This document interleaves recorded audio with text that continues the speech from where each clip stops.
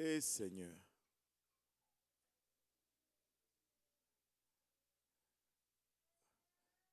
Alors là, on doit recommencer depuis le début, là.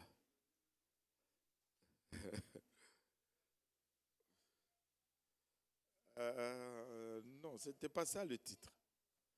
Là, ne me citez pas tout le psaume 23 parce que de toutes les façons, je veux le titre avec un peu de précision. Amen. Qui se rappelle du titre? Là, si c'est ça, là, on va juste fermer nos Bibles, on va aller dans une session de repentance, hein, et puis...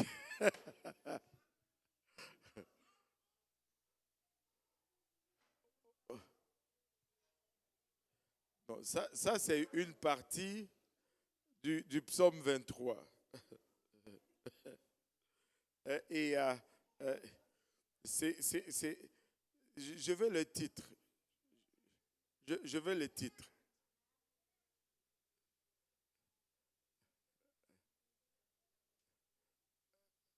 Allô? Quelqu'un? Non.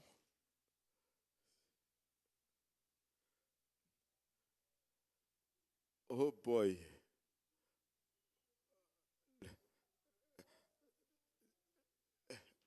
Non, non, non, non. Hey, là, non. Vous voyez comment je vous découvre, hein? Hein? Quand j'avais demandé, est-ce que vous avez des questions? Non! Là, vous commencez à tricher, là. Oui, et là derrière, qu'est-ce qu'on...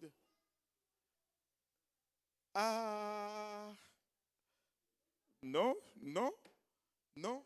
Ça, c'était... Ça, c'est on a parlé du repos, la troisième. Ah. Je sais que vous pouvez réciter le psaume 23.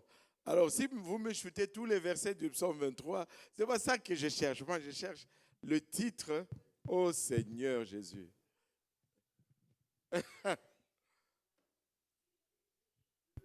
Voilà, c'est pourquoi Pasteur Mautière disait, si vous venez à l'église et que vous n'avez pas de calepin ni de stylo, oh, maman Nangaye.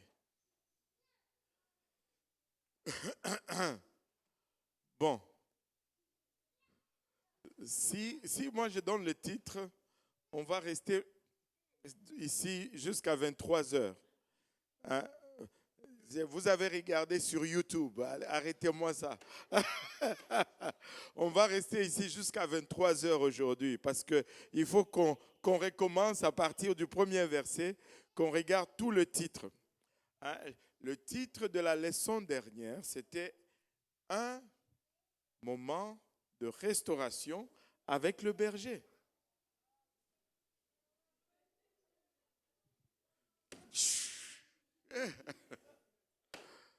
Hey!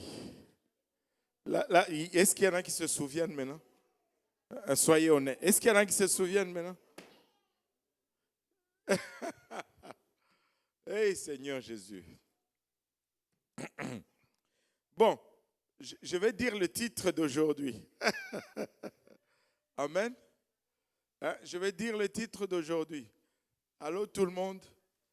Un moment de direction avec le berger. Amen. Alléluia. On va se lever d'abord tous ensemble, pardon. On va se lever tous ensemble. On va faire comme d'habitude. On va aller dans notre Bible, dans le psaume 23. Nous avons commencé cette habitude ou cette pratique depuis qu'on a commencé cette étude. Nous allons lire le psaume 23 ensemble. Amen. Psaume 23. Si vous l'avez trouvé, dites Amen. Alléluia.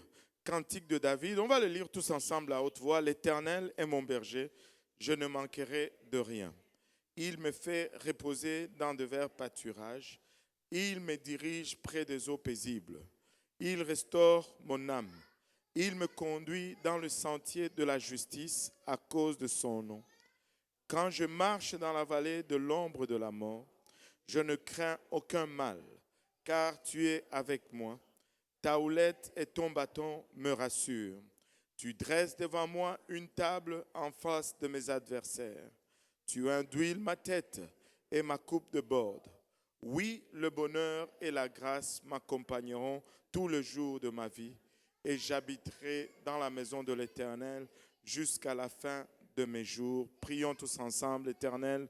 Nous te sommes infiniment reconnaissants, Papa, de ton amour, de ta bonté, de ta fidélité, Seigneur. Alors que nous venons encore une fois pour sonder ta parole, Seigneur, nous réalisons combien, Papa, nous sommes des êtres naturels, des êtres charnels, et combien cette parole, Papa, qui est esprit, semble être folie pour nous, car de nous-mêmes, nous ne pouvons la saisir, Seigneur. Aide-nous à la saisir, à la partager sans crainte, sans favoritisme et sans hésitation. Papa, aide-nous, Papa, à la recevoir, à lui garder une place dans nos cœurs où elle va germer, produire de fruits, et que ce fruit nous conduise jusqu'à la repentance, et que ce fruit nous conduise jusque dans la vie éternelle. Au nom de Jésus, nous te prions avec action de grâce dans les cœurs. Nous disons tous au nom de Jésus. Et vous pouvez vous asseoir. Alléluia. Gloire au nom de Jésus. Là, je vois que nous avons de la visite de la famille du frère Gauthier. On les salue dans le nom de Jésus. Alléluia. Je n'ai pas reçu de carte d'invité. Alléluia. Et donc, voilà, on a commencé cette étude juste en regardant le psaume 23. Le psaume 23, certes, c'est un des psaumes le plus mémorisé, le plus connu des psaumes. Et quand on le lit, ça semble ne pas être si long, 6 versets à peine, mais nous sommes à notre 6e leçon aujourd'hui et nous sommes seulement en train de finir le 3e verset de ce psaume. Et on dirait qu'à chaque verset, il y a quasiment 2 leçons dans chaque verset. Et nous avons creusé, et nous allons continuer à creuser jusqu'à ce que on va arriver au bout du 6e verset. Et aujourd'hui, je vais m'excuser en partant. J'ai vraiment creusé. On dirait que, vous savez, il y a des fois où tu creuses et c'est un terrain facile. Mais il y a des fois où tu creuses, mais on dirait que c'est de la roche. Tu creuses. J'étais dans le bureau depuis 14 heures. Et puis, j'ai regardé l'heure, il était 17 heures. Mais je n'avais même pas encore une demi-page. Je disais, hop là, ça va chauffer aujourd'hui. Et donc, s'il y a très peu aujourd'hui, bon, gloire à Dieu. On va prendre le peu qu'il y a. Je sais qu'avec un morceau de pain, Élie avait fait 40 jours de marche dans le désert. Donc, par la grâce de Dieu, on va y arriver. Amen. Alléluia. Donc, on a commencé à regarder la première leçon qu'on a eue dans ce psaume. Je récapitule un peu pour nous remettre dans le bain. On a manqué 2 semaines consécutives suite à plusieurs événements. La toute première leçon, on avait parlé de l'intimité avec le berger, un moment d'intimité avec le berger. Et dans la deuxième leçon, nous avons parlé du contentement, le contentement avec le berger. Et par la suite, nous avons parlé du repos. Et j'ai l'impression que c'est la leçon qui a peut-être marqué la plupart, le repos avec le berger, un moment de repos avec le berger. Et la 4e leçon, nous avons parlé d'un moment de rafraîchissement avec le berger. Et la 5e leçon, la dernière qu'on a eue, on l'a fait en 2 parties. Nous avions parlé d'un moment de restauration avec le berger. Il restaure mon âme. Et nous avons vu comment nous avons besoin d'être restaurés dans toutes les parties de notre être, aussi bien le corps que l'âme et l'esprit.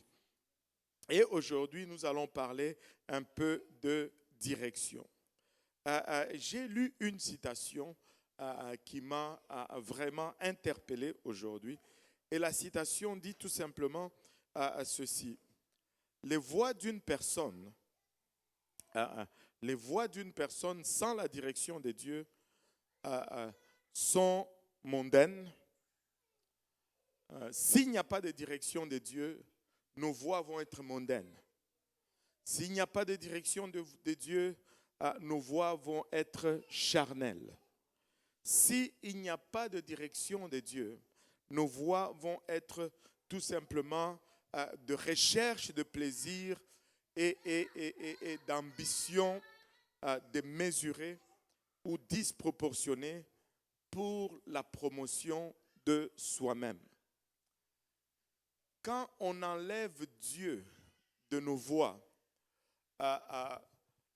il ne reste pas grand-chose de bon. Il ne reste pas grand-chose de bon. On ne peut pas se fier sur soi-même. Je ne peux pas me faire confiance. Tu ne peux pas te faire confiance. Nous avons besoin de Dieu. J'ai besoin désespérément de Dieu. Et vous savez, Jacob, quand il a fui son frère Ésaü qui planifiait le tuer, et il est arrivé à Luz, il s'est fait un oreiller d'une pierre, là il s'est endormi. Et la nuit, il a eu une vision et un ange est venu à commencer à lutter avec lui. Et l'ange, non, là je confonds, je mélange deux histoires. Ce n'est pas Luz. Il rentrait, il sortait pour retourner maintenant chez lui avec son peuple. Il est arrivé à un torrent où il a fait avancer sa famille, ses enfants, et il est resté seul en arrière. Et lorsqu'il est resté seul, un ange est venu lutter avec lui. Je ne sais pas si vous vous rappelez de l'histoire, il a lutté avec l'ange toute la nuit. Et quand le soleil se levait, il dit à l'ange, laisse-moi aller. Et l'ange dit, l'ange lui dit plutôt, laisse-moi aller. Et il dit à l'ange, je ne te laisserai pas aller jusqu'à ce que tu ne m'aies béni. Et qu'est-ce que l'ange a fait?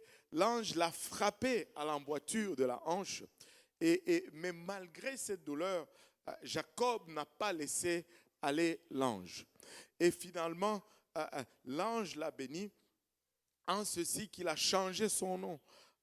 Et c'était le jour où Jacob a été changé. Mais il y avait une particularité qui se voyait même dans son état physique après ce moment-là. Même physiquement, Jacob ne marchait plus comme il marchait auparavant. À partir de ce jour-là, Jacob boitait. Sa marche était transformée. Son pas n'était plus le même. Sa voix n'était plus la même. Il boitait lorsqu'il marchait. En d'autres termes, il devait maintenant s'appuyer sur Dieu pour pouvoir marcher de la bonne façon. Nous dépendons de Dieu, nous devons dépendre de Dieu, nous devons nous imposer cette dépendance à Dieu si nous voulons marcher de la bonne façon. Il y a une folie qui est acceptée aujourd'hui dans le monde comme évangile. Quand on dit l'évangile, vous savez, même sans le vouloir, le monde avoue la puissance de la parole de Dieu. Vous savez, quand on veut dire que quelque chose est absolument vrai, on dit tu dois le prendre comme l'évangile, n'est-ce pas? Mais l'évangile, on rejette. Mais on utilise quand même le mot évangile comme expression. Cette vérité est acceptée comme évangile maintenant dans le monde, même si l'évangile est rejeté. Et c'est accepté par la majorité des personnes. Je ne suis pas un grand connaisseur de la poésie. Je ne suis pas du tout poétique. Je ne suis pas du tout littéraire. Je n'ai pas creusé ça moi-même. Enfin, jusqu'à un certain point. Mais je veux dire, je ne suis pas l'auteur de ceci. Mais c'est en le lisant que j'ai compris beaucoup de choses. C'est une citation de Shakespeare. Est-ce qu'il y en a qui connaissent Shakespeare ici? Waouh, c'est bon. Shakespeare a écrit, c'est Hamlet, c'est ça? Et apparemment, dans cette histoire, il y a des conversations et il y a un certain personnage dans son écrit qui s'appellerait Polonius. Est-ce que si quelqu'un lit Shakespeare, il devrait connaître Polonius. Et Polonius il dit dans Shakespeare, ça c'est une citation de Polonius, il dit, sois vrai envers toi-même. Il dit, sois vrai envers toi-même, il s'en suivra comme la nuit le jour. Si tu es vrai en toi-même, les choses vont aller de soi et que tu ne pourras plus être faux envers personne. Et souvent, nous prenons cela comme l'évangile. Et il y a même un dicton aujourd'hui qui découle de cette pensée. Avez-vous déjà parlé, surtout avec les jeunes d'aujourd'hui? Il essaye de dire quelque chose qui ne fait aucun sens. Et quand tu lui dis ça ne fait pas de sens, il dit je me comprends. Ouais, mais c'est bon que tu te comprennes. Mais si tu me disais c'était avec, j'espère, l'intention que je puisse te comprendre aussi. Mais jusque-là, tu n'as pas accompli cet objectif-là. Amen. Je me comprends. Ok, c'est bon. Ok. Mais si tu essayes de vivre seulement sur cette base, tu vas avoir des sérieux problèmes. Ce n'est pas la question. La question n'est pas d'être sincère et honnête envers toi-même. Ce que Shakespeare est en train de dire ici, c'est que si j'aime quelque chose, si je suis correct avec quelque chose, ben alors ça devrait être correct avec tout le monde. C'est de là que est partie cette philosophie qui prévaut aujourd'hui dans notre société. Si c'est correct avec moi, donc c'est correct. Si je me comprends, bon, c'est correct. Il n'y a pas, et les implications sont qu'il n'y a pas tellement de vérité et il n'y a pas tellement de mensonges. Ça dépend de si ça me fait plaisir ou pas. Regardez, il y a encore une vérité absolue. Il y aura toujours une vérité absolue. Et celui qui essaye de vivre de cette façon, celui qui essaye de mettre une telle philosophie humanistique en pratique, va rencontrer de sérieux problèmes parce que nous sommes tous faillibles et nous sommes tous très limités. Et tu vas faire face à des problèmes qui vont dépasser ta capacité. Et là, ben, tu ne pourras plus te comprendre toi-même. Et tu as beau être honnête et sincère envers toi-même, mais lorsque tu frappes un mur, ben, il n'y a pas de solution au problème. Et c'est vrai qu'il est bon d'être vrai en soi-même. Mais on doit placer notre confiance à quelque chose de moins faillible que nous-mêmes. On doit placer notre confiance à une sagesse supérieure, à une intelligence supérieure, à une puissance supérieure à ce que nous sommes. Sinon, nous allons nous retrouver dans des situations qui sont trop compliquées pour nos capacités limitées. Et les Écritures déclarent vivement que les voies qui découlent de pensées humaines sont loin de la droiture. Sont loin de la droiture. À plusieurs reprises, vous allez lire dans la parole de Dieu, soit directement ou soit indirectement, qu'il n'y a rien de bon en moi. Il n'y a rien de bon en moi, parce que les voies qui découlent des pensées humaines ne sont pas droits. La Bible déclare que le cœur de l'homme est tortueux et méchant par-dessus tout. Qui peut le connaître? Qui peut le connaître? Certains vont dire, suis ton cœur seulement. Non, ne suis pas ton cœur.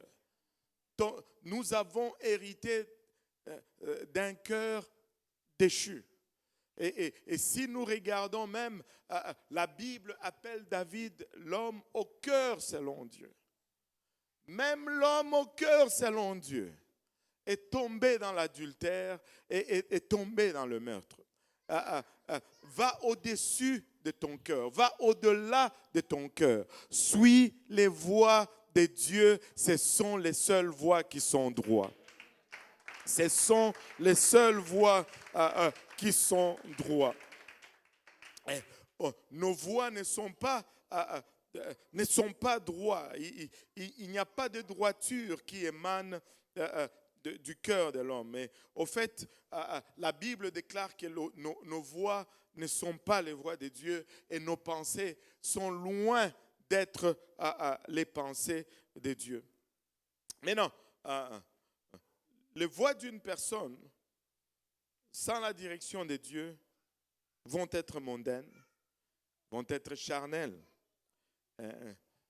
vont être marquées ou conduites par cette recherche de plaisir et d'ambition. Mais les voies de Dieu sont pour la gloire de Dieu. Vous savez, il est souvent pour nous difficile de suivre les voies de Dieu. Parce que quand nous regardons les voies de Dieu, nous ne trouvons pas souvent ce qui arrange notre intellectuel. Parce que les voies de Dieu sont conçues pour amener la gloire à Dieu. Non seulement les voies de Dieu sont conçues pour amener la gloire à Dieu, les voies de Dieu sont conçues pour la fortification de son royaume. Les voies de Dieu consolident le royaume de Dieu. Et nous, étant déchus, nous recherchons souvent d'atteindre notre propre reconnaissance, notre propre gloire. Vous allez me dire, pasteur, mais moi je ne recherche pas ma gloire. Laissez-moi vous dire en toute simplicité, en toute honnêteté, en toute façon le plus directe possible, nous avons tous une mesure d'orgueil. Allô? Et des fois même de façon détournée.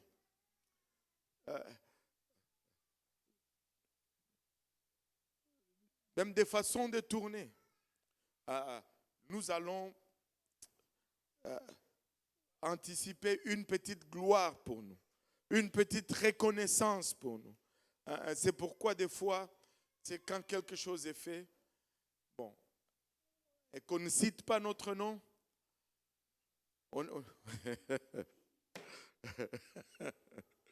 Alléluia. On a cité le nom de tout le monde, sauf moi. Et vous savez, des fois, Dieu fait ces choses par exprès. Et laissez-moi vous dire ceci, le but de Dieu, c'est toujours d'exposer ce qu'il y a au fond de nous faire voir ce qu'il y a à l'intérieur de nous-mêmes. Pas pour que nous soyons, mais pour que nous puissions adresser cela et nous améliorer. Mais nous allons toujours le prendre dans le mauvais sens. Non. Quand Dieu fait monter quelque chose qui est en moi à la surface, ce n'est pas pour m'exposer, mais c'est pour me permettre d'adresser cela et de m'améliorer et d'arriver à l'image qu'il veut que je sois, telle qu'il a conçu que je puisse être. Vous savez, je me rappelle, il y a longtemps, très longtemps, vous ne connaissez pas la personne. Amen. Très, très longtemps. on était dans le service et il y avait beaucoup d'activités qui étaient faites. Et alors, Pasteur Graham a parlé et il a cité, bon, telle personne, merci, telle personne, merci. Et il a oublié de citer une personne. Pauvre Pasteur Graham, vous savez, vous pouvez peut-être me soupçonner de malignité, mais pas Pasteur Graham, quand même. Vous n'êtes pas d'accord avec moi? Alléluia. Pauvre Pasteur Graham. Et là, il y a quelqu'un qui est venu me voir, peut-être 2 jours après, il me dit, Pasteur Graham ne m'aime pas. J'étais comme, où est-ce que tu es allé trouver cela? Où est-ce que tu es allé chercher ça? Oh non, mais regarde, dimanche, il a cité tel, tel, tel. Moi, il ne m'a pas cité. C'était l'offense extrême. J'ai dit, écoute, sincèrement, là, tu penses vraiment ce que tu crois vraiment ce que tu es en train de dire? Même, je ne sais pas, j'ai essayé, mais laissez-moi vous dire que cette affaire a déteint le ministère du frère. Sérieusement.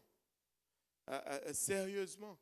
Et des fois, tu vas te retrouver dans une situation, on va citer tel, tel, et toi, on ne te cite pas.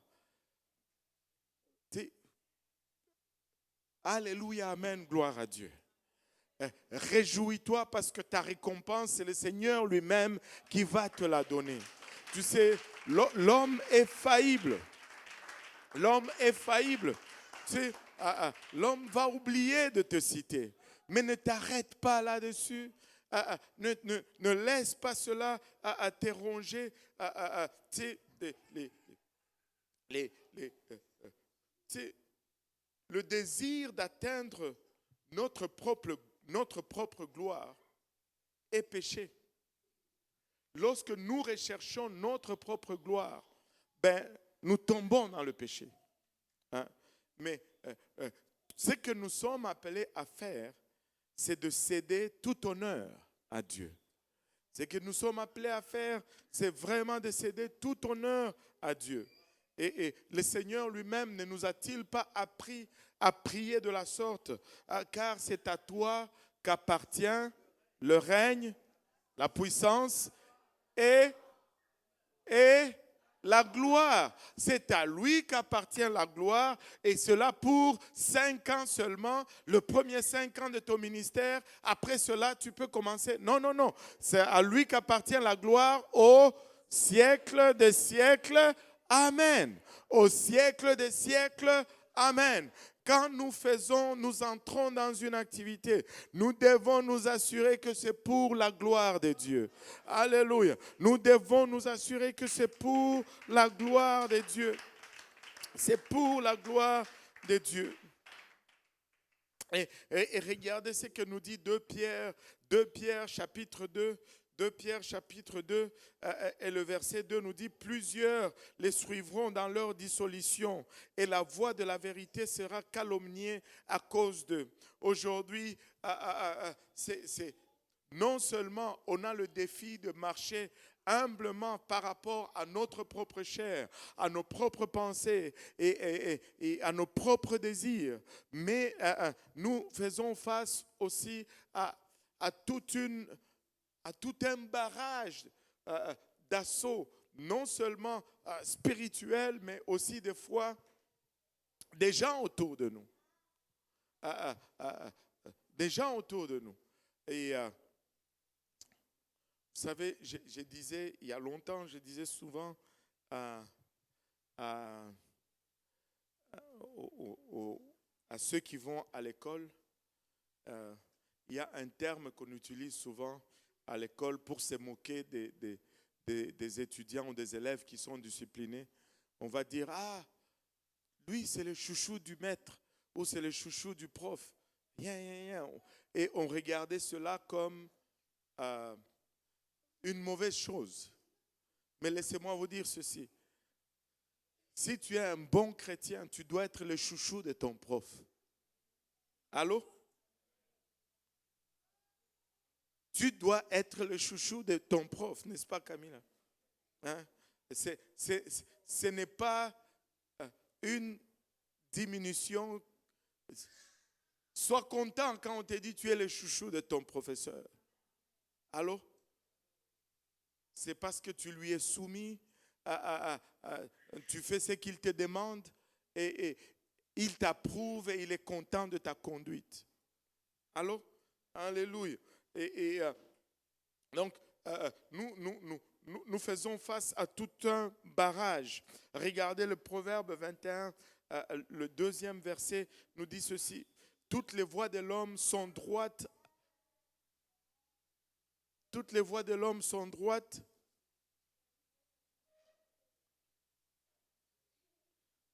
Donne-moi Proverbe 21, verset 2. Toutes les voies de l'homme sont droites à ses yeux. Tu regardes, tu dis, je suis correct. Tu regardes, tu dis, oh, ben ça va. J'ai pris la bonne décision. De toutes les façons, ça marche bon pour moi. J'y trouve mon compte. Toutes les voies de l'homme sont droites à ses yeux. Mais celui qui pèse les cœurs, c'est l'Éternel. Au final, c'est lui qui décide si une voie est droite ou si une voie ne l'est pas, c'est l'Éternel. Et on doit toujours se tourner vers Dieu pour valider notre décision. On doit toujours se tourner vers Dieu pour valider le chemin qu'on va prendre. On va toujours se tourner vers Dieu pour valider les actions qu'on a besoin de prendre. Parce qu'il est, alléluia, celui qui pèse les cœurs. Il est celui qui détermine. Il a le dernier mot. Dans ce monde d'aujourd'hui, nous allons combattre. Avez-vous remarqué qu'aujourd'hui, là, on dirait que plus on avance dans le temps, plus c'est difficile de vivre pour Dieu. Moi, je me rappelle quand j'étais à l'école primaire, on récitait encore le matin dans la salle de classe « Notre Père qui es aux cieux » qui est à l'école. Amen. On récitait cela encore à l'école. Mais aujourd'hui, il faut oublier cela. Aujourd'hui, cela n'est plus. Et nous vivons dans une société extrêmement, extrêmement loin de Dieu. Extrêmement, extrêmement loin de Dieu. Et dans cette société, nous combattons un esprit de folie de plaisir. On dirait que le plaisir est devenu l'objectif à atteindre. Le recherche du plaisir est à 100. Si on devait mettre cela sur une échelle de centigrade. Le désir, le recherche du plaisir, c'est le maximum. Et nous vivons dans une société qui est vraiment infectée par l'avarice, où on n'hésite pas. Je ne sais pas si vous avez déjà entendu cette expression, c'est manger la laine sur le dos. On n'hésite pas à manger la laine du dos de l'autre.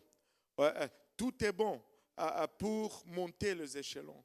Pour monter les échelons, on monte littéralement sur la personne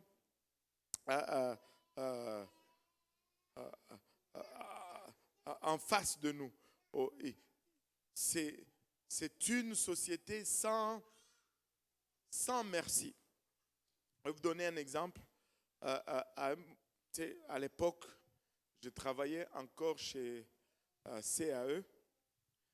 Moi, je faisais partie de l'équipe de, euh, euh, de la conception mécanique. L'ingénierie était divisée en la partie mécanique et la partie électrique. Et nous, de la partie mécanique, on définissait, c'est nous qui avions la responsabilité de déterminer le caractéristique du simulateur qu'on construisait. Maintenant, après que nous, on ait déterminé le caractéristique de l'avion, les gens d'électrique se servaient de nos dessins pour maintenant faire le raccordement en arrière de tous les équipements que nous, on installait dans le cockpit. Et donc, nous, on recevait l'information du client, on faisait nos recherches pour avoir le bon avion et on transmettait l'information à l'électrique et on commençait nos dessins des structures pour recevoir tous les équipements qu'on commandait. Et là, j'ai ramassé mes dessins et j'ai pris une copie de mon cockpit et je suis allé voir la collègue de l'électrique qui était désignée dans l'équipe électrique pour ce projet-là. Je suis allé à son bureau. J'ai laissé la copie sur son banc. J'ai dit, bon, voilà le tel number, c'est comme ça qu'on disait pour décrire l'avion, c'est celui-ci, j'ai tout marqué sur le dessin, c'est à base de ça qu'on va construire. Je suis parti, mais une semaine et demie après, elle n'avait pas fait son travail. Et là, elle envoie un courriel à mon boss et à son boss en copie. Elle m'envoie un courriel à moi aussi, me disant, jusque-là, on n'a pas encore reçu la définition du projet. Comment est-ce qu'on peut travailler comme ça? Blablabla. Bla, bla. Moi, j'étais renversé sur ma chaise. Heureusement que mon boss savait que j'étais chrétien. Parce qu'il savait que je ne mentais pas. Quand je lui disais quelque chose, c'était ça. Je lui dis, Yves, j'ai donné le dessin. Je ne veux pas dire son nom, juste au cas où elle s'est convertissait un jour. Alléluia, amen, gloire à Dieu. J'ai donné le dessin. Pourquoi est-ce que je ne le donnerais pas? Il a seulement souri parce que lui, il savait. Moi, j'étais encore avec ma naïveté chrétienne. Il dit, bon, ok, je sais Dieu donner, mais la prochaine fois, envoie un courriel et mets-moi en copie. Comme ça, on va éviter ces choses. Nous vivons dans un monde plein d'avarice. On n'a pas peur de s'entre-dévorer les uns les autres, juste dans l'espoir de monter, juste dans l'espoir de s'enrichir. Mais c'est un esprit que nous devons combattre dans ce monde aujourd'hui. Mais ceux qui sont le moins aptes à paniquer, ceux qui vont garder leur calme, ceux qui vont être plus prompts à ne pas entretenir de frustration, ce sont seulement ceux-là qui se confient dans la puissance et dans la sagesse de Dieu. Si tu ne mets pas ta confiance en Dieu, alléluia, tu vas être prompt à paniquer. Si tu ne mets pas ta confiance en Dieu, tu vas être prompt, alléluia, à être frustré. Tu vas vivre beaucoup de frustration. Tu vas vivre beaucoup de panique. Tu dois t'appuyer sur une puissance supérieure. Alléluia. Dieu est plus sage. Dieu est plus puissant. Dieu est omniscient. Dieu, alléluia, est tout puissant. Et si nous nous appuyons sur lui, nous allons garder notre paix même en ce moment d'adversité intense. Alléluia. Seul le Dieu de toute sagesse et de toute connaissance peut nous assurer cette paix. Seulement sous la direction de ces dieux, alléluia, de toute sagesse, peut nous permettre de naviguer proprement dans cette société humanistique. Mais ceux qui vont s'appuyer sur leur intelligence vont subir la frustration. Ceux qui vont s'appuyer sur leur connaissance vont être promptes à tomber dans la panique. Tu sais, quand tu commences à trop paniquer, c'est une indication que peut-être que tu t'appuies un peu trop sur toi-même. Laisse, alléluia, Dieu te conduire.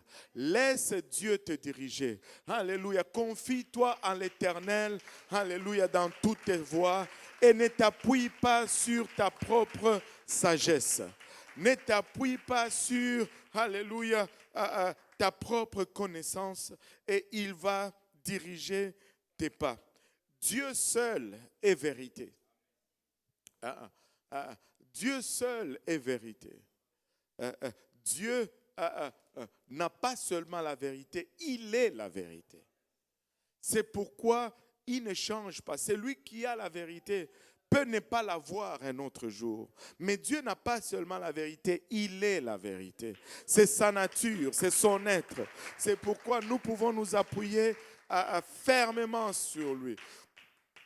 Il déclare dans sa parole, je suis le chemin, la vérité et la vie. Alléluia. C'est pourquoi il dit, vous connaîtrez la vérité et la vérité vous affranchira. Seul Jésus-Christ peut nous affranchir. Seul Jésus-Christ est Dieu. Seul lui est la vérité. Romains chapitre 3 verset 4 nous dit, loin de là que Dieu au contraire soit reconnu pour vrai et tout homme pour menteur. Alléluia, selon qu'il est écrit. Dieu seul est vrai. Et l'homme est menteur. Ceux qui sont volontiers, vous savez, la vie est une suite de choix et de décisions. Un de nos anciens disait ceci, tu n'es peut-être pas là où tu voudrais être, mais tu es là où tu as choisi d'être.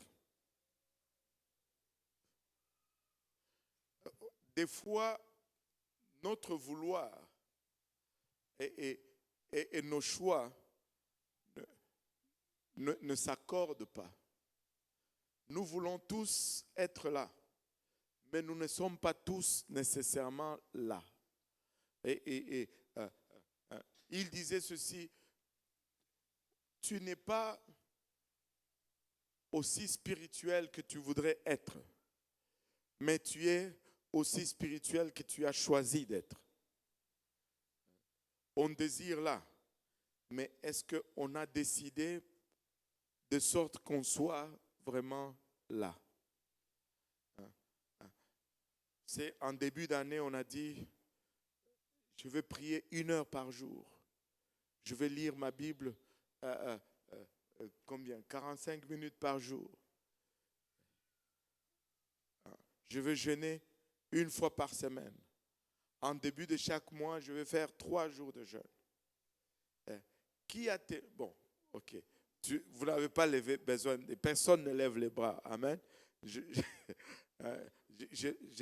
C'est juste, c'est juste toi et le Seigneur. Amen. Amen.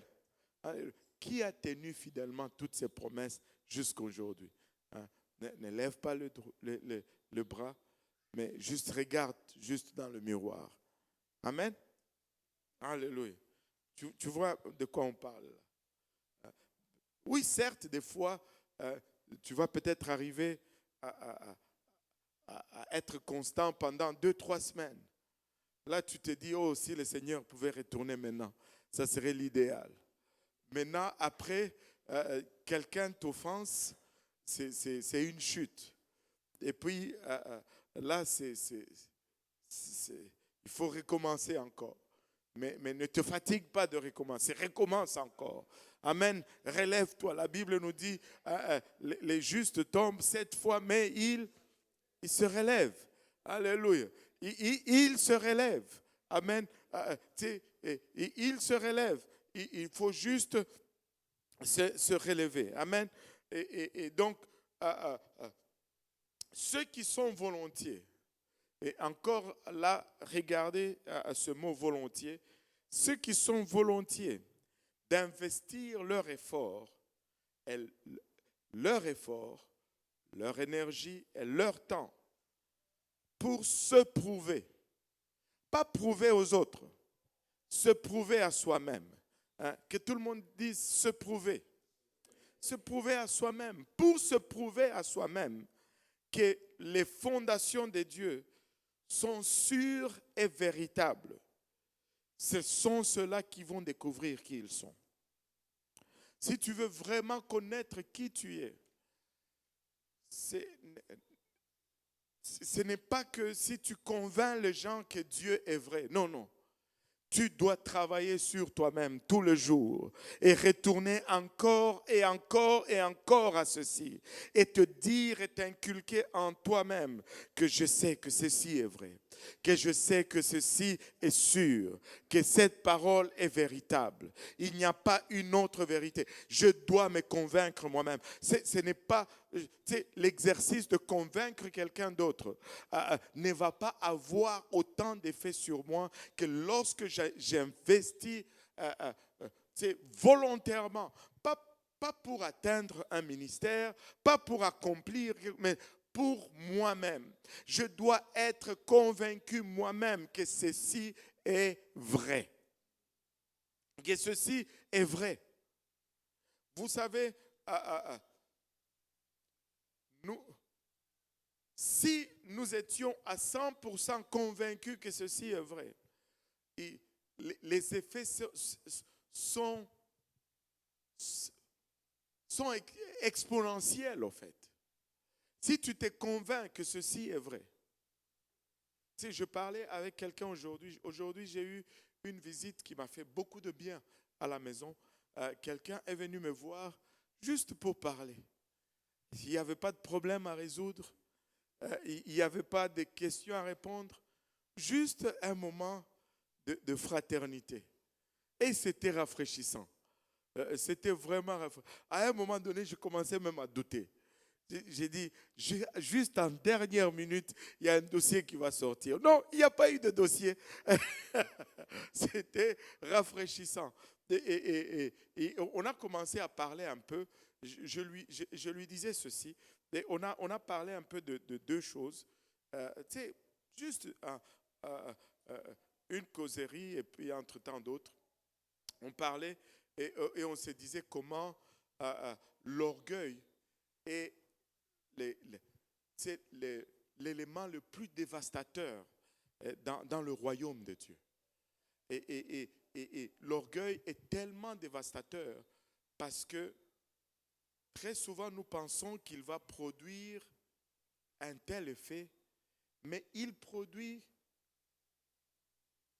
un effet auquel on ne s'attend pas très souvent. Quand tu l'étudies bien, tu vas réaliser ceci. Je vais peut-être faire cet exercice. C'est quand quelqu'un est conduit par l'orgueil, est-ce qu'il devient plus spirituel ou moins spirituel?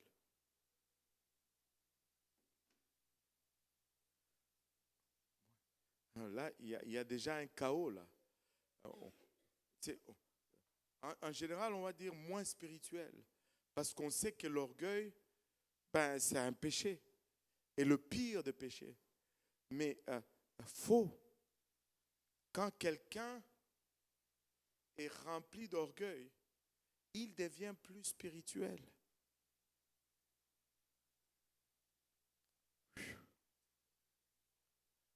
Ah, ça fait peur.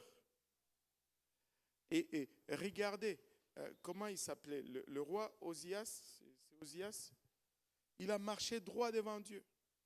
Amen. Il a marché droit devant Dieu. Il a fait tout comme ses pères.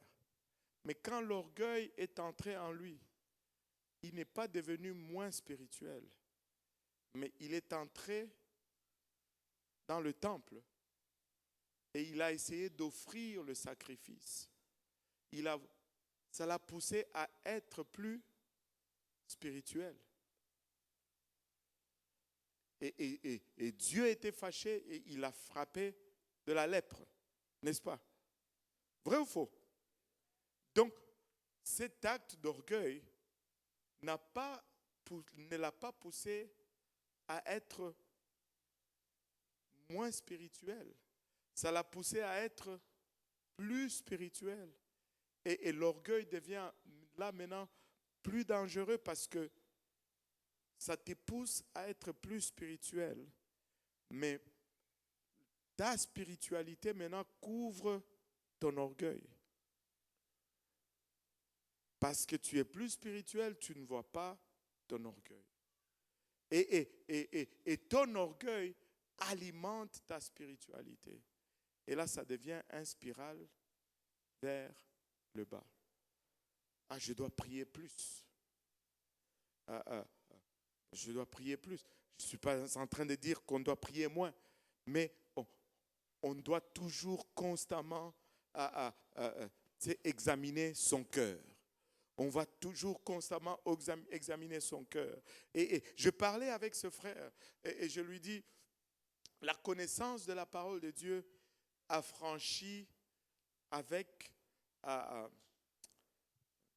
nous a franchi de la bonne façon. Dans ce sens que je lui dis, moi je vais le dire, je n'ai pas peur des sorciers. Et c'est pas que j'ai prié beaucoup pour dire que les sorciers ne vont rien me faire.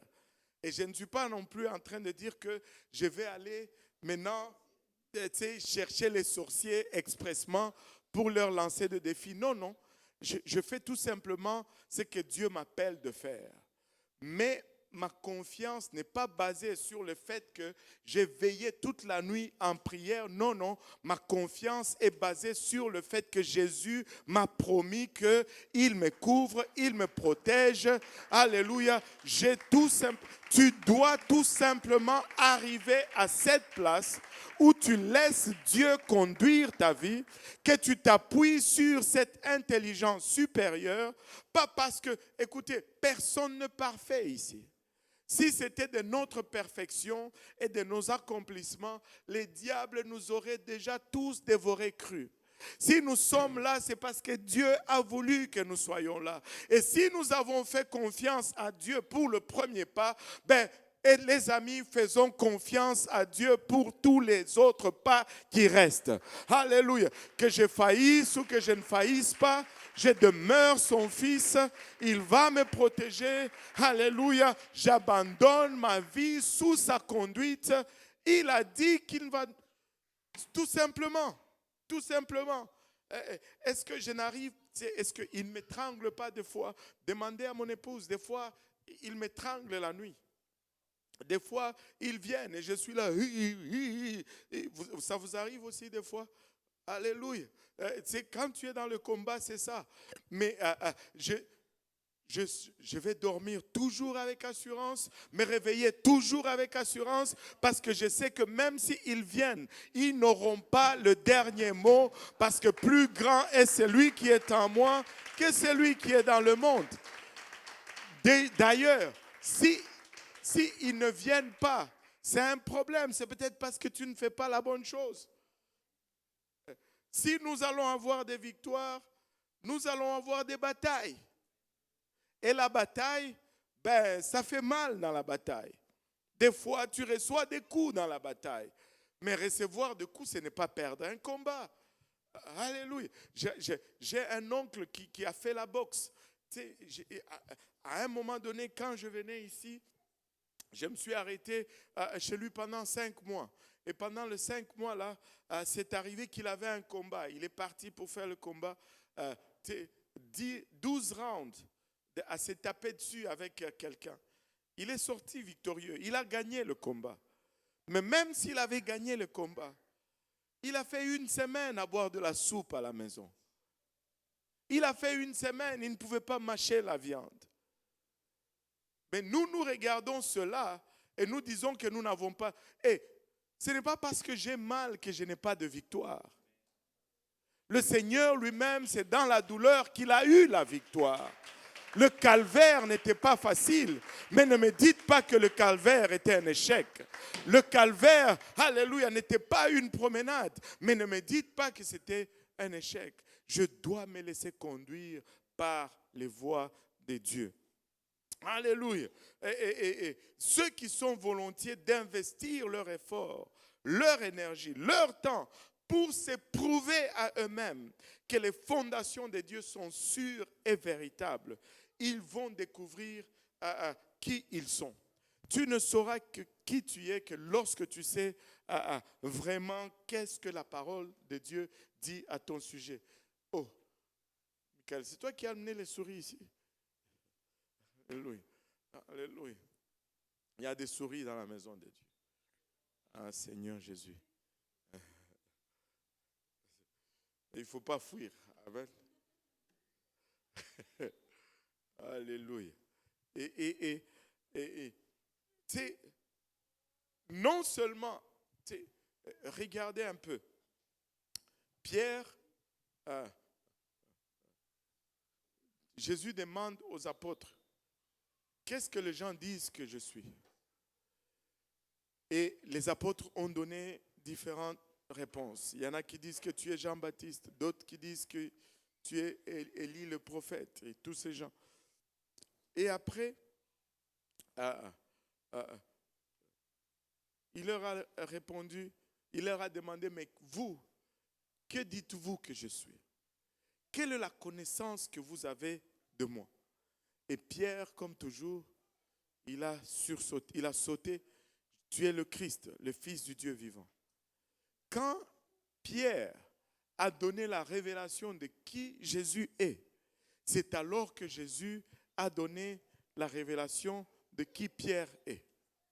C'est la connaissance de Jésus qui a pu donner à Pierre la connaissance de qui il est. Pierre, ce n'est pas la chair et le sang qui t'ont révélé ceci. Mais tu es Pierre, toi tu es Pierre. Et sur cette pierre, je bâtirai mon église. Pierre, alléluia, parce que tu me connais, tu sauras qui tu es. Parce que tu me connais, c'est là où tu vas savoir vraiment qui tu es. Mais non seulement, quand tu connais Dieu, tu vas savoir qui tu es, mais tu vas savoir aussi exactement où tu es. Quand tu te laisses conduire par Dieu, c'est là que tu sais vraiment où tu es. Des fois, nous savons qui nous sommes, mais la manque de la connaissance de Dieu, la manque de nous abandonner sous la direction de Dieu, ne nous permet pas de savoir où nous sommes. Nous tâtonnons quant à savoir où nous allons nous positionner. Suis-je ici? Suis-je là? Suis-je ici? Suis-je là? Laisse-moi te dire ceci. Abandonne la direction entre les mains de Dieu. Et tu sauras où tu es. Arrête de choisir. Et laisse Dieu choisir pour toi. Juste, tu sais, fais ce que Dieu met devant toi.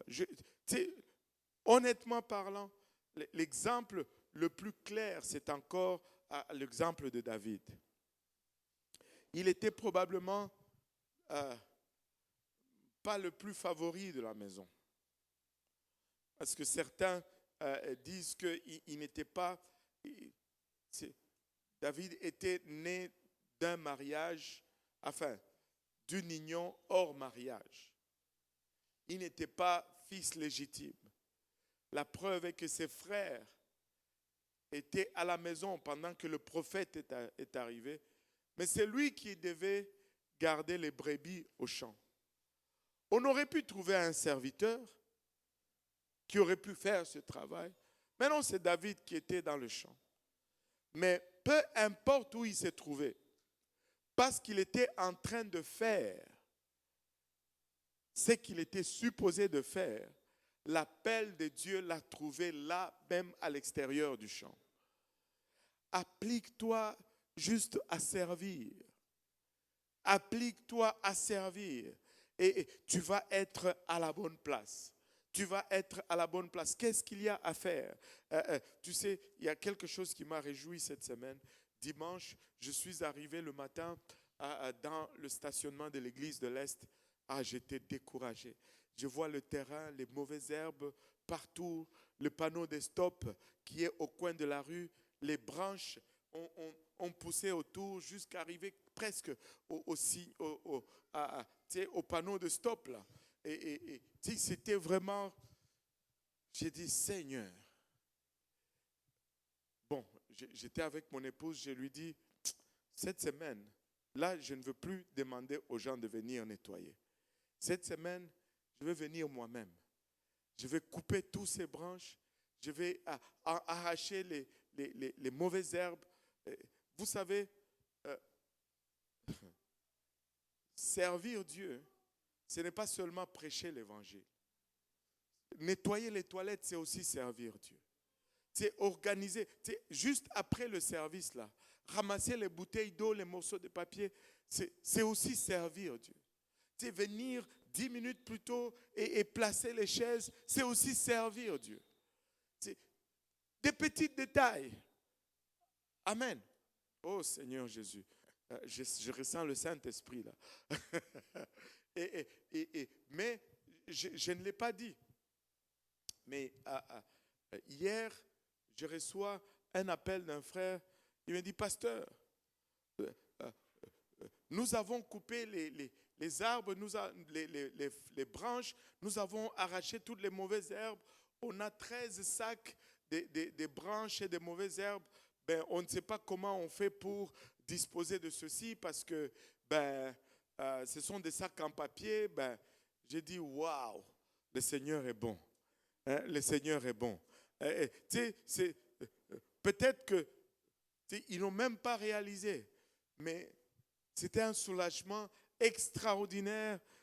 Ils m'ont épargné toute une journée de travail où je pouvais me concentrer à faire des recherches dans la parole de Dieu et à donner une nourriture décente. Et je lui dis, je vais te montrer comment on fait. On a fait cela ce matin à 9h et gloire à Dieu. Juste en travaillant, parce qu'ils ont fait cela, déjà dans ma tête, j'ai dit, je viens de trouver des gens que je peux responsabiliser comme personne d'entretien pour la bâtisse. Je vais le mettre sur la liste de ceux qui sont à la ville pour aller jeter. Parce que quand tu vas là-bas, tu donnes le nom de l'église, il faut que tu donnes la carte et qu'on voit que tu es sur la liste. Je vais appeler la ville demain. Je vais dire, ajoutez tel et tel nom à la liste. Parce que je peux compter sur eux. Et tu sais, tu vas te dire, mais c'est peut-être, mais c'est la toute première impression de tous les âmes qui viennent à l'église. C'est juste la propriété, c'est la toute première. Quand tu laisses Dieu guider tes pas, tu vas savoir où tu te trouves. Tu vas savoir où tu te trouves. Non seulement ceux qui s'appliquent volontairement à se prouver à eux-mêmes que les fondations de Dieu sont sûres et véritables, vont découvrir qui ils sont, vont savoir où ils sont, ils vont aussi savoir où est-ce qu'ils sont en train d'aller. Vous savez, la plupart de nos troubles vont s'élever lorsque nous oublions c'est quoi notre destination. Tu sais, quand nous oublions que nous sommes ici pour aller au ciel, les choses temporaires commencent à nous affecter. Les choses temporaires commencent à devenir prioritaires. Tu commences à te battre pour ce qui est temporaire et tu oublies ce qui est éternel. Laissez-moi vous dire la finalité. Peu importe ce que nous arrivons au ciel. Peu importe le nom de qui est cité de la chair. Si la trompette sonne et qu'il ne monte pas, on peut avoir cité son nom 120 fois. Ça ne lui servira à rien. Allô? Nous voulons aller au ciel. Nous voulons aller au ciel. L'objectif, c'est que nous sommes en train de travailler sur nous pour aller au ciel. Et c'est convaincre que la parole de Dieu est vraie et se laisser guider par cette parole de Dieu, c'est ça la vraie direction. C'est ça la vraie direction. Le Seigneur est en train vraiment de m'impressionner. Une étude sur laquelle je suis en train de travailler, probablement la série qu'on va faire par la suite, juste comment lire la parole de Dieu, la lecture de la parole de Dieu, la connaissance de la parole de Dieu. Une des choses que le Seigneur m'a mis dans le cœur, c'est ceci. C'est vide ta tête quand tu lis la parole de Dieu. C'est quand tu lis la parole de Dieu, il faut que ça soit la parole de Dieu qui te parle et non pas toi qui parles à la parole de Dieu. Allô?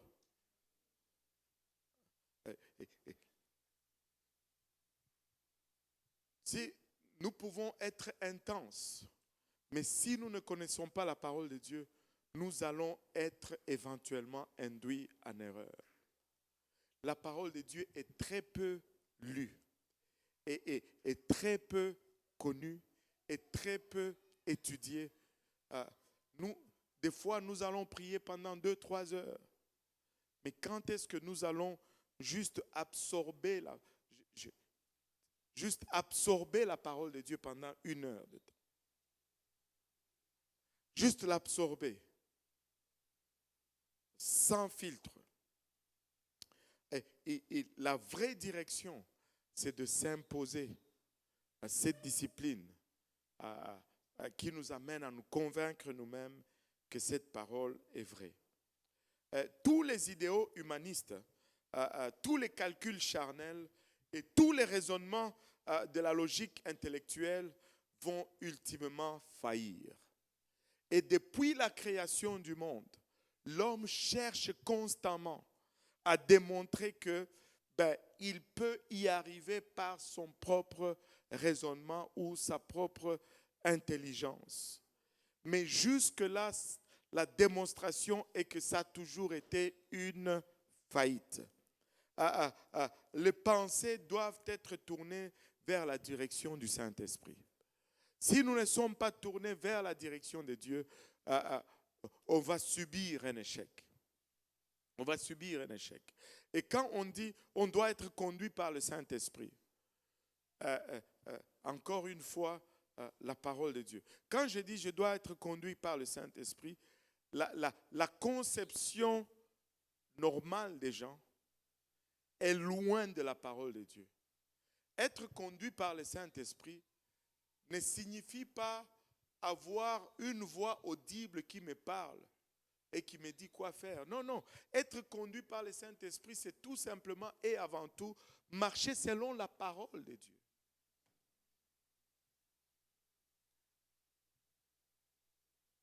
C'est quand on dit Saint-Esprit, on est en train de dire, on est en train de mettre les deux attributs fondamentaux de Dieu ensemble. Physiquement, il est esprit et moralement, il est saint. Aucun Saint-Esprit ne va te conduire hors de la parole de Dieu. Aucun Saint-Esprit ne va te conduire contrairement à la parole de Dieu. Amen. La parole de Dieu, c'est le Saint-Esprit. Quand on dit Saint-Esprit, on est en train juste, c'est juste un titre de Dieu. Ce n'est pas une entité tierce qui nous parle en dehors de la parole de Dieu. Le Saint-Esprit, et si tu ne connais pas la parole de Dieu, c'est difficile que le Saint-Esprit te parle. Allô? Nous devons lire la parole de Dieu. Nous devons manger cette parole de Dieu. Et nous devons l'absorber. Nous devons être imbibés dans cette parole. Nous devons être trempés dans la parole. Que ça nous consume et que nous puissions réagir par la parole de Dieu, être pensé par la parole de Dieu, argumenté par la parole de Dieu. Tout doit être imprégné de la parole de Dieu. Il y a des chemins qui conduisent à la justice et d'autres chemins qui conduisent à l'injustice ou à la destruction. Et nous allons subir cette tentation de suivre notre intellectuel, notre intelligence. Nous allons tous, nous sommes sujets, nul n'est exempté de la tentation de suivre le chemin qui conduise vers l'injustice. Et c'est très simple. Vous allez voir pourquoi. Premièrement, il y a plusieurs faux prophètes de nos jours, comme cela est décrit déjà dans la parole de Dieu, qu'il y a plusieurs faux prophètes qui viendront et qui vont séduire plusieurs et qui vont les conduire dans la perdition. Vous savez, quand je commence à chercher ce qui m'est agréable dans la parole de Dieu, je suis à risque d'être conduit en erreur. Et la parole de Dieu c'est pas un buffet. C'est quand tu vas au buffet chinois, tu choisis seulement les côtes levées et les crevettes, tu laisses les brocolis et les chop suey et toutes ces choses. Non, non, non. Ce n'est pas la parole de Dieu. La parole de Dieu est une table dressée à laquelle nous sommes appelés à goûter à tous les ingrédients. Alléluia. Il n'y a pas des ingrédients qu'on va laisser pour les uns et d'autres on laisse pour les autres. Non, non, non, non, non. Nous prenons tout. Ce qui a un goût doux et ce qui a aussi un goût amer. Parce que les deux nous servent au moment opportun. Et le problème aujourd'hui, le problème auquel nous faisons face aujourd'hui, c'est que la connaissance a tellement augmenté. On connaît tellement, même pratiquement, sans prétention. La connaissance a tellement augmenté et s'est rendue à un tel degré que cela semble vraiment raisonnable, juste de décider par nous-mêmes de ce qui est juste et de ce qui n'est pas juste. Parce que nous connaissons beaucoup. Et ça devient très facile et très tentant de décider par nous-mêmes. Parce que nous avons beaucoup de connaissances. Amen. Nous avons beaucoup de connaissances. Mais avez-vous remarqué que dès le commencement, Dieu était clair dans les faits qu'il est lui seul les possesseurs de la connaissance du bien et du mal. Dès le départ, il n'y a pas d'équivoque là-dessus. Dieu se réserve le droit de déterminer ce qui est bien et ce qui est mal. Il y avait des centaines d'arbres, de milliers d'arbres dans le jardin. Et Adam et Ève avaient accès à tous les arbres, sauf l'arbre de la connaissance du bien et du mal. Parce que ça, c'était réservé à lui tout seul. Nous ne pouvons pas déterminer, nous, entre nous, ce qui est bien et ce qui est mal. Je ne peux même pas déterminer ce qui est bien et ce qui est mal pour moi-même. C'est Dieu qui a ce prérogatif. C'est pourquoi cette société se trouve dans cette décadence où nous nous retrouvons, parce que nous sommes appropriés le droit de déterminer ce qui est bien et ce qui est mal. Nous n'avons pas ces prérogatives. Seul Dieu est capable, alléluia, de décider ce qui est bien et ce qui est mal. Et quand nous regardons, avez-vous essayé de suivre un peu les nouvelles? Est-ce qu'il y en a qui suivent les nouvelles? Alléluia. Il faut suivre les nouvelles. Hein. Ce n'est pas un péché. Hein? Ce n'est pas un péché. Mais il ne faut pas non plus être consumé par les nouvelles. Là, ça devient péché. Allô? Vous savez, il n'y a rien d'aussi décevant que suivre les nouvelles. Mais il faut les suivre quand même. Hein? On va se dire la vérité. Quand on avait Trudeau et que Trudeau était tombé dans les sondages, on avait Poilièvre qui montait. Qui suivait les nouvelles à ce temps-là? Oh, on suivait les nouvelles. Poilièvre a dit ça. Poilièvre, il mangeait la pomme en parlant. Poilièvre, il y avait l'espoir était monté. Finalement, on va aller dans la bonne direction. Mais Trump a commencé à tousser de l'autre côté de la frontière et de ce côté, Trudeau a été remplacé par son père et d'une quelconque façon, oui, c'est son père philosophiquement parlant, et d'une quelconque façon, Poilièvre a été effacé et laissez-moi vous dire, tout l'enthousiasme que j'avais pour les nouvelles s'est évanoui et aussi instantanément. Je n'ai plus suivi, je ne sais plus les nouvelles. J'étais déçu par les nouvelles. Les nouvelles sont décevantes. C'est très décevant. C'est très, très décevant. Juste au moment où tu commences à avoir de l'espoir, boum. Et laissez-moi vous dire, si vous pensez qu'on va avoir des meilleurs dirigeants, ce n'est pas ce que la Bible dit. Appuyons-nous sur la Bible. La Bible ne dit pas que ça va s'améliorer. La Bible dit que ça va devenir pire. Si vous n'êtes pas content il s'appelle Carnet, je n'arrive jamais à prononcer son nom. Carnet, quel drôle de nom, Carnet. Ok, ça ne sonne pas comme un nom. Si vous pensez que Carnet est pire, attendez voir qui va venir après lui. Ça va être pire. Ça va être pire. Qu'est-ce que tu veux dire par là? Servons le Seigneur tout simplement. Gagnons des âmes. Suivons la direction de Dieu. Alléluia. Ce monde est corrompu. Ce monde va aller juste de mal en pire. Et la presse décrit toujours une société qui est ravagée par les conséquences d'être dirigée par les pensées humaines. Et on change, on essaye encore de changer une pensée humaine par une autre pensée humaine. Mais ça ne s'améliore pas. Ça ne s'améliore pas. On s'est éloigné de Dieu. On a rejeté toute conduite et toute direction de Dieu. Mais nos sociétés ne sont pas devenues meilleures.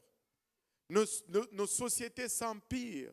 On a enlevé Dieu de nos écoles. On a enlevé Dieu de nos sociétés. Mais nous ne sommes pas devenus une meilleure société. Nous sommes devenus pires. Nous sommes devenus pires. Et les conséquences des pensées humaines qui sont très souvent sous influence satanique sont palpables dans nos rues. Aujourd'hui, c'est difficile, quand l'été vient, de voir des personnes qui sont décemment habillées. Non seulement l'habillement dans la rue, mais c'est même difficile d'acheter des habits décents dans les magasins. Les gouvernements tombent dû à des dirigeants ou à des leaderships basés sur l'humanisme. Écoutez, seule une direction basée sur le principe de Dieu va relever l'homme et sa société. On rejette Dieu, on tombe. Et si on se rapproche de Dieu, on se relève. L'équation est aussi simple. Des nations entières aujourd'hui s'écroulent parce que les gens échouent de reconnaître Dieu comme l'autorité finale et l'autorité suprême. J'étais en train d'écouter une vidéo dernièrement. Pensez-vous ceci. Imaginez-vous ceci un peu. Dans le temps, le Congrès américain passait une loi, votait un budget pour imprimer, acheter des Bibles et s'assurer que chaque classe de l'école avait une Bible dans l'école. Où est-ce que nous sommes aujourd'hui? On n'aurait jamais pensé qu'une telle chose pouvait exister. Allô? Waouh! Tu sais, quand on s'éloigne de Dieu, le Canada et les États-Unis, ce sont des pays qui ont été conçus, leur fondement était la parole de Dieu. Est-ce qu'il y en a qui ont déjà visité le Parlement canadien ici? Avez-vous remarqué la quantité de versets bibliques qui sont incrustés dans le mobilier au Parlement?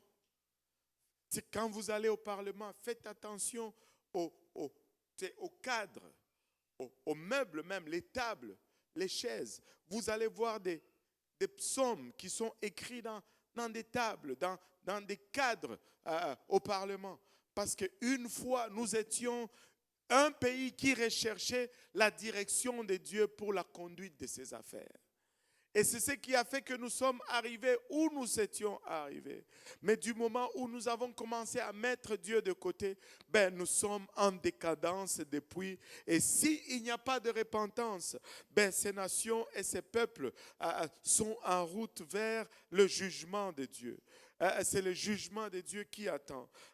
Psaume 9, verset 18 nous dit, « Les méchants se tournent vers le séjour des morts, toutes les nations qui oublient Dieu. » Une nation qui oublie Dieu va vers sa perdition. Un peuple qui oublie Dieu, alléluia, va vers sa destruction. Alléluia. Mais nous allons choisir, alléluia, d'être conduits par Dieu. Nous allons choisir d'être dirigés par la parole de Dieu. Nous allons choisir, alléluia, de suivre le voie de Dieu. Alléluia. Nous allons choisir de se faire conduire par la parole de Dieu. Il me conduit dans les sentiers de la justice à cause de son nom. Nous portons le nom de Jésus. Et si nous marchons dans le sentier qu'il choisit d'ouvrir devant nous, ça va être des sentiers de la justice. Soumettons-nous à la voix de Dieu et laissons-nous conduire par la parole de Dieu et voyons sa justice s'est manifesté dans nos vies. Proverbe chapitre 12, Proverbe 14. Proverbe 14, verset 12, nous dit, « Telle voie paraît droite à un homme, mais son issue, c'est la voie de la mort. » Je ne peux pas juste regarder par mes propres yeux. Je ne peux pas juste m'arrêter sur ma propre intelligence pour déterminer quelle voie je vais suivre. Si je veux les regarder juste du point de vue humain, la voie peut me sembler, alléluia, droite. La voie peut me sembler conduire à la justice. Mais son issue, c'est la voie de la mort. Je dois me confier, alléluia, dans l'Éternel. Je dois chercher la voie de Dieu dans toutes mes entreprises. Je dois sonder, alléluia, cette parole. Je dois la méditer jour et nuit afin d'agir exactement selon ce qu'elle me demande d'agir, afin que je puisse avoir du succès, afin que tu puisses avoir du succès. Laissons-nous conduire par les voies de Dieu afin de parvenir à sa justice. Et vous savez,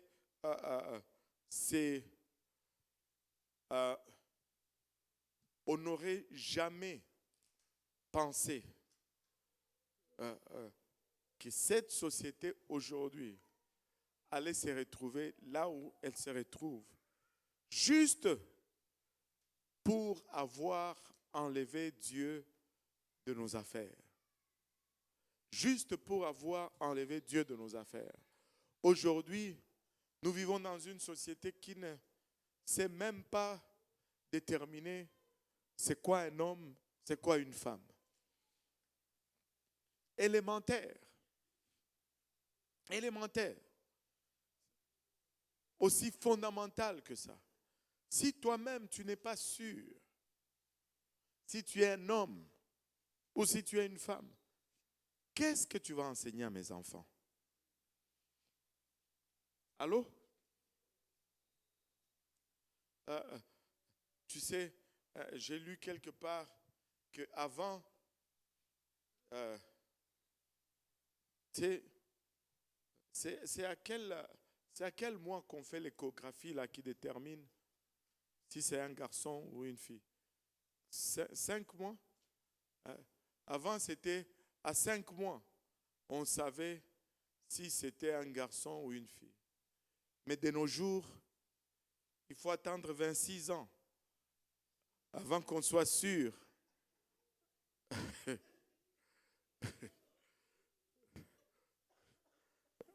si c'est un garçon ou une fille. Laisse-moi te dire ceci. Ça, c'est la folie humaine. Un homme, c'est un homme. Et une femme, c'est une femme. Et si tu as des difficultés à identifier cela, juste regarde l'équipement avec lequel tu es venu. Les outils avec lesquels tu sont venus vont déterminer si tu es un homme ou une femme. Amen. C'est aussi simple que ça. C'est aussi simple que ça. Et il y en a qui se battent. Oh, Seigneur Jésus. On est parti. Vous savez comment ça a commencé? Ça a commencé aussi simple, aussi banal, je devais dire ceci. Aussi banal que ceci. Le vêtement unisexe. Ça, c'était le départ de cette glissade. Avant, une telle chose n'existait pas. Vêtements unisexe. Non, un homme, c'est un homme. Une femme, c'est une femme. Tu sais, nous, quand on grandissait, un homme ne portait pas du rose. Allô? Vous voyez, même dire ça, ça vous met mal à l'aise aujourd'hui. Ça nous dit à quel point nous sommes loin. Un homme ne portait pas du rose. Un homme ne portait pas du mauve. Tu sais, à l'époque où nous on a grandi. Là. Allô?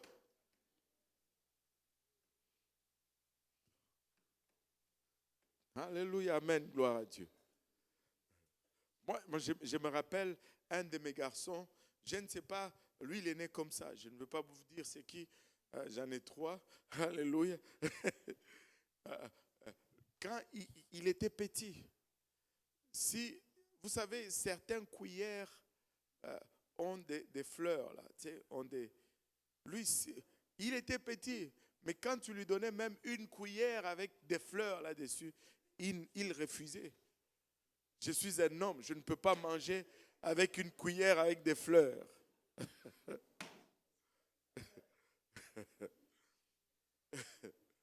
Alléluia, amen, gloire à Dieu. Un homme reste un homme. Savez-vous que la Bible dit que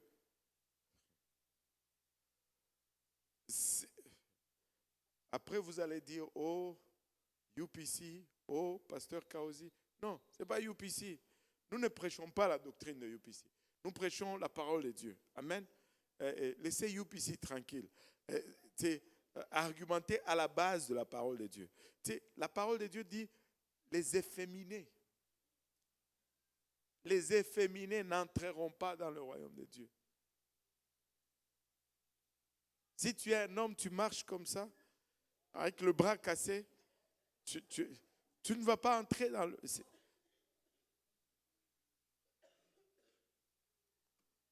Tu es un homme, tu restes un homme.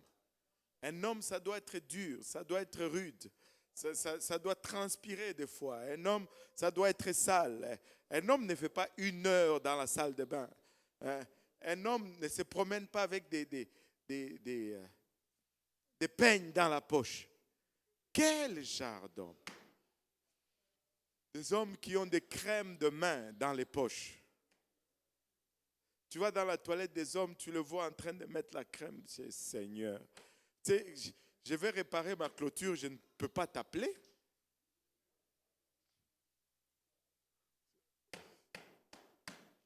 Alléluia, amen, gloire à Dieu. Ça a commencé juste avec des vêtements unisexes. Et aujourd'hui, on ne sait même plus qui est un homme et qui est une femme. Et laissons-nous conduire par la parole de Dieu.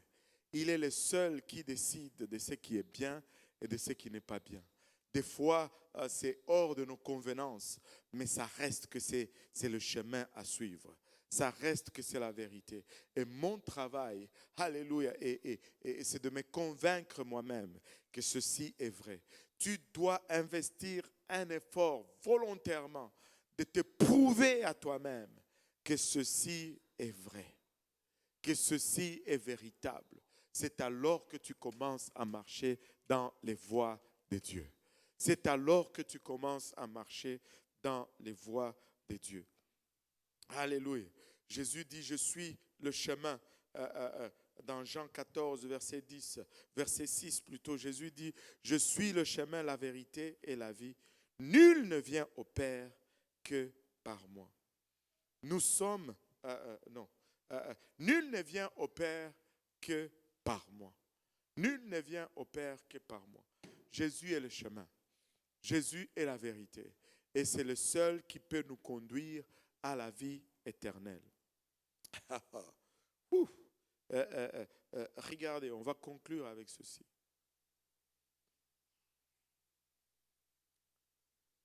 Adam et Ève étaient dans le jardin d'Éden. Un seul commandement. Ne mangez pas de cet arbre qui est au milieu du jardin. Mais vous savez qu'il n'y avait pas un seul arbre au milieu du jardin, il y en avait deux. N'est-ce pas? À Genèse chapitre 2, verset 9. Genèse chapitre 2, verset 9. Genèse chapitre 2, verset 9. Genèse chapitre 2, verset 9. Genèse chapitre 2, verset 9. Genèse 2, 9. L'Éternel Dieu fit pousser du sol des arbres de toute espèce, agréables à voir et bons à manger. Et l'arbre de la vie au milieu du jardin et l'arbre de la connaissance du bien et du mal. Deux arbres au milieu du jardin. L'arbre de la vie et l'arbre de la connaissance du bien et du mal. Mais quand Adam et Ève ont péché, ils ont été chassés du jardin. Et pour les empêcher de retourner au jardin, qu'est-ce que Dieu a fait? Il a pris un chérubin qui gardait, qu'est-ce qu'il gardait? Le chemin de l'arbre de la vie. Et il avait une épée flamboyante. Il gardait le chemin de l'arbre de la vie. Et quand Jésus vient, il dit, je suis le chemin. Je suis le chemin. Si nous allons retourner à l'arbre de la vie, nous allons marcher sur ce chemin. Il est le chemin. Il est allé en avant de nous. Il a été coupé par cette épée flamboyante. Alléluia. Le châtiment qui nous était réservé sont tombés sur lui. Et par lui, nous pouvons avoir de nouveau accès à ce chemin. Il est le chemin. Et laissons-nous conduire par Jésus-Christ. Nous allons retourner au chemin. Nous allons pouvoir retourner à l'arbre de la vie et de la mort. Et il reste quand même beaucoup de versets que j'ai glanés aujourd'hui de ces passages. On va revenir pour la partie 2 prochainement, mais on va s'arrêter là pour aujourd'hui. Et nous devons nous laisser conduire par le Seigneur Jésus-Christ.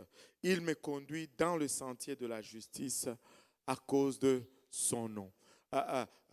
Suivons le brebis. Suivons le bon berger. Ne nous appuyons pas sur notre propre intelligence. Il y a beaucoup de connaissances aujourd'hui et c'est très facile de glisser. Si nous ne faisons pas un exercice mental volontaire, c'est très facile de glisser à la place où nous décidons seulement basé sur notre propre intellectuel parce que on a beaucoup de connaissances aujourd'hui. Mais sondons les Écritures avant toute décision. Tu sais, posons la question, demandons à Dieu quelle est sa volonté. Nous ne sommes pas, si nous allons réussir, nous n'allons pas chercher notre volonté, nous allons chercher la volonté de Dieu. Amen. Et nous allons nous laisser conduire par lui. Alléluia. Est-ce qu'il y a des questions là-dessus? Oh, il est déjà 9h14. Il n'y a pas de questions. et je n'ai vraiment pas vu le temps passer. Il est déjà 21h14. S'il y a des questions, quand on va conclure, on va revenir à cela. Sinon, on va se lever et on va prier. Alléluia. Et que le Seigneur nous aide à être conduits par la voie du berger. Il me conduit dans le sentier de la justice à cause de son nom. Telle voie paraît juste, paraît droite à un homme, mais son issue, c'est la voie de la mort. Je ne dois pas rechercher mon plaisir. Je ne dois pas rechercher ma convenance. Je dois rechercher d'abord la gloire, le plaisir et qu'est-ce qui est agréable à Dieu. Est-ce que ce que je fais, c'est propre à Dieu? Est-ce que ça avance le royaume? Ou bien est-ce que ça m'avance? Que Dieu nous aide, alléluia, en toute simplicité à accomplir sa volonté et à être conduit par sa parole à chaque jour, à chaque pas. Amen. En élevant nos voix tous ensemble, Père, nous te sommes infiniment reconnaissants, Papa, de ton amour, de ta bonté, de ta fidélité. Seigneur, nous réalisons, Papa, le défi de l'époque dans laquelle nous vivons, Seigneur. Tu déclares toi-même dans ta parole que dans le dernier jour, la connaissance augmentera, Seigneur Jésus-Christ. Certes, nous avons cette augmentation de la connaissance, Papa, mais en aucun moment, Seigneur, nous voulons dépendre, Papa, de notre intelligence. Nous venons nous abandonner, Papa, entre tes saints bras et prions, Seigneur, que tu nous accordes ta sagesse, Seigneur. Que nous puissions nous appuyer, Papa, sur, Papa, tes directives, Seigneur, Papa. Il n'y a rien de bon en moi, Seigneur, mais aide-moi à m'appuyer, Papa, sur toi. Aide-moi à rechercher, Papa, d'abord tes voies. Aide-moi, Papa, à voir d'abord, Papa, ilabashata. Alléluia, tes directives, Seigneur. Hikatamanaya utaraba oloboyosanda. Koromaya itaraba oloboyosanda. Ne me laisse pas, Papa, m'appuyer sur ma propre sagesse, Seigneur. Papa, je veux savoir qui je suis. Je veux savoir où je suis, Seigneur. Et je veux savoir où je vais, Seigneur Jésus. Et Papa, seul, Papa, ilabashata. Ta connaissance, Papa, seule la connaissance de qui tu es, Seigneur, me permet d'atteindre cela, Seigneur. Élève-toi donc, ô Père, ilabashata. Élève-toi donc, ô Père, alléluia. Et viens te glorifier, Papa. Élève-toi donc, Seigneur Jésus, ilabashata. Et viens conduire, Papa, non seulement ton Église, mais, Papa, tes filles et tes fils individuellement, Papa, dans chaque situation, Papa, dans laquelle ils sont présentement. Au nom de Jésus, au nom de Jésus, au nom de Jésus. Nous disons tous au nom de Jésus. Alléluia. Battons nos mains pour le Seigneur. Il est digne.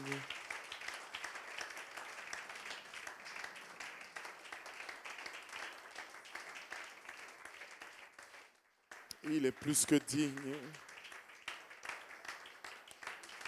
Il est plus que digne. Alléluia. Alléluia, Jésus. Alléluia, Seigneur. Alléluia.